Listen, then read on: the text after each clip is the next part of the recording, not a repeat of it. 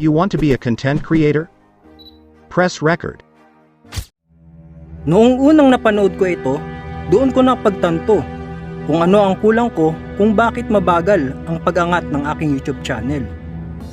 The best answer if you are just starting is always going to be quantity and not quality. Here's why. But assuming you are starting from zero and video is new to you and YouTube is new to you, quantity is absolutely the best strategy for phase one. This gives you two things. It gives you practice and it gives you feedback from the audience. I was learning the process of creating videos and I was learning the skills necessary for being a content creator. So in phase one, quantity is better than quality because the more reps you can put in, the quicker you can develop your skills.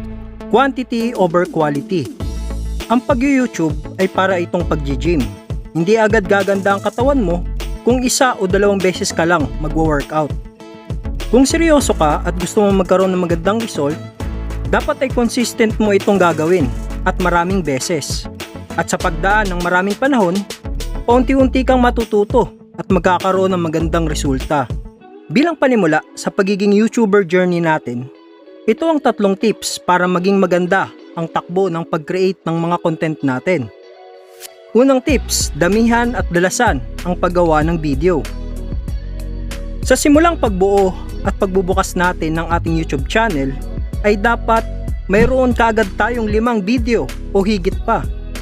Ito ang malimit na nagiging mistake ng marami sa pagsisimula. Pinopromote ang YouTube channel kahit iisa pa lamang ang video. Ito ang scenario 1. Kung sakaling nagustuhan ng kaibigan mo ang iyong video, tiyak panonoorin din niya ang mga susunod mo pang in-upload na video. Pero kung isa lang ang iyong video ay maaaring hanggang doon na lang ang panoorin niya. Scenario 2. Kung sakaling hindi naman nagustuhan ng kaibigan mo ang unang video na napanood niya sa iyo, ay makikita niya na may iba ka pang mga in-upload na video. Kaya maaaring pumili siya at panoorin to. Sa dalawang senaryo na ito, nais kong ipabatid sa iyo na lamang agad ang nagbukas ng YouTube channel na mayroong 5 video.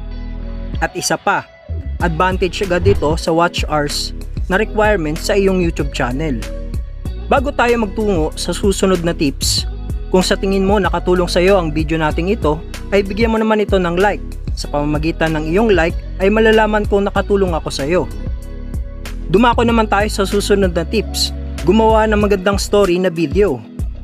Sa paggawa mo ng video ay pwede ka mag-share ng helpful information at pwede ka ring magkwento ng isang story. Pero mas maganda na mag-share ka ng information using storytelling. Sa ganitong paraan ay ma-entertain mo ang iyong audience at matututo pa dahil helpful information ang sinishare mo. Example ko dito ay ang video na ito. Makikitang naglilinis lang siya at wala namang interesting sa ginagawa niya. Subalit naging interesting ito dahil sa kwento niya.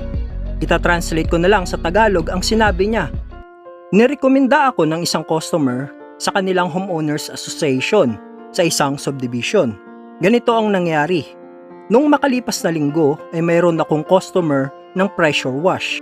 Pinapalinis niya sa akin ang kanilang driveway. Ayon sa kanya, kumuha sila ng ibang tao para ipatrabaho ang pag-pressure wash ng kanilang driveway. Subalit hindi sila satisfied sa naging resulta dahil mukhang meron pa ring mga dumi at hindi nalinis ng maayos. Pagkatapos kong magsukat at magtingin sa paligid, pinuntahan ko na ang customer at binigay ang presyo ng magiging trabaho. Sila ay nagulat dahil mababa daw ito kumpara sa siningil sa kanila ng dati nilang pinatrabaho dito. Sa makatuwid, overpriced yung siningil sa kanila nung unang naglinis. Noong natapos ko na ang trabaho ay natuwa ang customer sa naging resulta. Ang customer kong ito ay kinuwento ang buong pangyayari sa president ng homeowners. Kaya makalipas ang ilang araw ay kumontak sa akin ang homeowners association ng subdivision dahil gusto nila akong pumunta at ipaestima ang presyo ng paglilinis ng buong subdivision. Kung gusto mong mapanood ang aktual na video ay ilalagay ko ang link sa description ng video na ito. At ang last na tips natin ay ugaliing tumingin sa lens. Sa personal na pakikipag-usap, malalaman mong interesado ang kausap mo kung nakatingin ito sa iyo habang nakikipag-usap. Ganon din ang pakiramdam ng mga manunood ng video mo, na parang kausap mo lang sila pag direktang nakatingin ka sa lens. Sa mga nagsisimula, madalas ay cellphone ang gamit natin. Kung front camera ang gamit natin, dito dapat tayo titingin. Kung back camera naman ng cellphone natin ang gamit natin, ay dito dapat tayong direktang titingin. Sa umpisa ay nakakailang ito gawin, kaya para magawa natin ito ng maayos ay pwede tayong maggupit ng sticker. At idikit ito malapit sa camera na gagamitin natin. At sa buong pagsasalita natin sa harap ng camera ay dito tayo titingin. Yan ang 3 tips na makakatulong sa atin bilang nagsisimula. At tatandaan ang una nating quotes na quantity over quality. Dalasan at damihan ang paggawa ng video dahil dito tayo unti-unting matututo.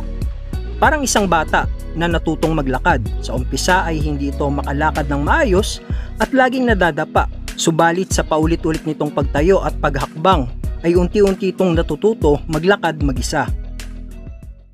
Sana nakatulong sa inyo ang bidyong ito. Kung interesado ka sa mga ganitong video ay pindutin mo lang ang subscribe button. At i-on mo na rin ang notification para ma-update ka kapag mayroon tayong mga bagong video. At hanggang dyan lang muna ang ating usapan. Ako nga pala ang inyong kapwa creator, Kuya Ed. Always remind you, you are great.